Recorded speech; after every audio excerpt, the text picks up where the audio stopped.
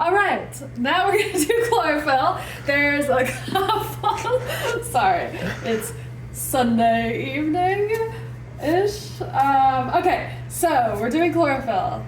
We're gonna stay focused. There's one step here that we can't do because it's Easter weekend and the thing I need is locked in a room that I do not have a key for.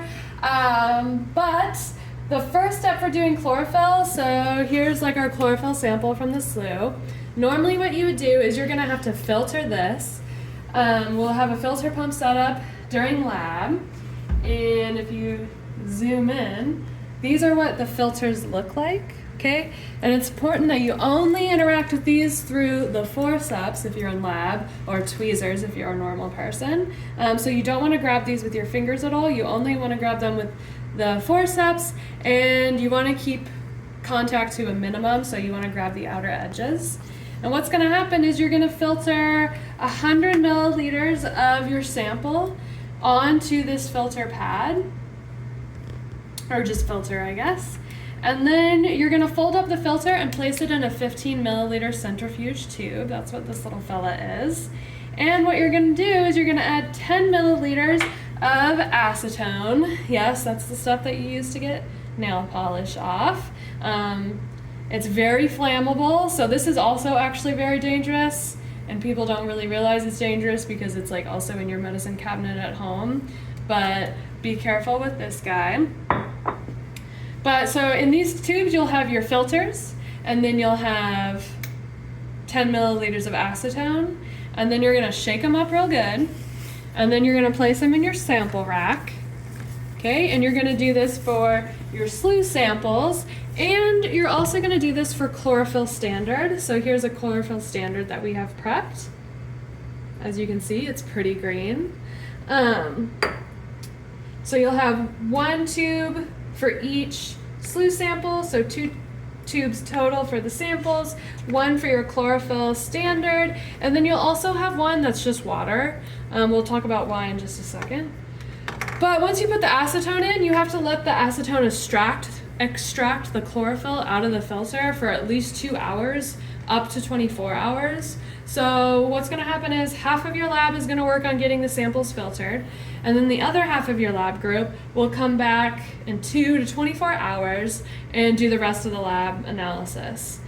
So that second half of the group is gonna have to schedule a time to be in lab to finish the analysis where I can also meet in lab. And then what the second group is going to do is they're gonna have to centrifuge the samples. So you place these in the fridge, wait 2 to 24 hours, come back. Here's our centrifuge. Now it's really important that you balance the centrifuge, meaning all of your samples are gonna be evenly dispersed. So that's why we have a 100 milliliter sample, or sorry, a 10 milliliter sample of just water. The only purpose that serves is to make sure that we have everything balanced in the centrifuge. Because what you're gonna do, you're gonna close this. You're gonna set or switch this. It's at RPM right now. We want it at RCF. And we're gonna wanna set that to 675. 670 is good enough. What that's going to do is this is spinning around with a linear acceleration of 670 times gravity, 670 Gs, okay? Which is pretty fast. And if it's not balanced, this whole thing is just gonna and then blow up. So just to be extra safe, what's gonna happen is put your samples in, and then you're gonna stop, and you cannot continue until I come and check that everything looks good, and then you can start centrifuging your samples. You'll do that for 15 minutes, and then you'll take them out, and what's gonna happen is you'll have filter, and then you'll have sample, and all of the gunk will be at the bottom of the tube, and then the top of the tube should be pretty clear. So what you're gonna do is pipette out the clear liquid. Well, it'll be like a greenish tone, but clear meaning there's no like filter stuff in there. So you're gonna pipe out some of that filter liquid, pipette out, and then that's what you're gonna actually put in the spectrophotometer. Okay, so you'll take your cuvette. You can see here I can change the wavelength that I want to measure just by doing this. So just spinning it will change the wavelength by 10 nanometers at a time. And then if I push and rotate this knob, that will give me 1 nanometer at a time. And what you're going to do is you're going to have to, for each sample, you're going to record absorbances at 4 different wavelengths. The first is 750, and then it's 664 nanometers, and then it's 647 nanometers, and then it's 630 nanometers. All right, and we have a pretty well-established equation. I think it came about in the 70s, maybe 80s, that relates those specific absorbances at those wavelengths to the total chlorophyll-A concentration in micrograms per liter.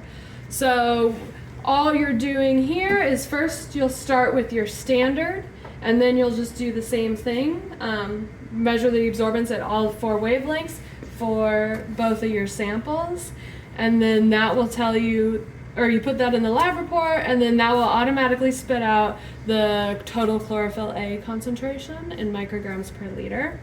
So the quality control with this one is just seeing how close the measurements are to what we know this chlorophyll-A standard concentration is. Just a heads up about the chlorophyll-A concentration of the standards. Chlorophyll is obviously very light reactive, so the standards degrade pretty quickly over time. Like technically I should have the lights off right now if I have this out, but that would be a very boring video. So the lights are on. But you should see the concentration, the measured concentration get further and further away from the predicted concentration.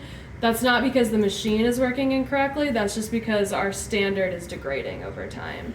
And then once we hit a certain limit, then that means, okay, time to make a new standard. But yeah, I think that's it for chlorophyll.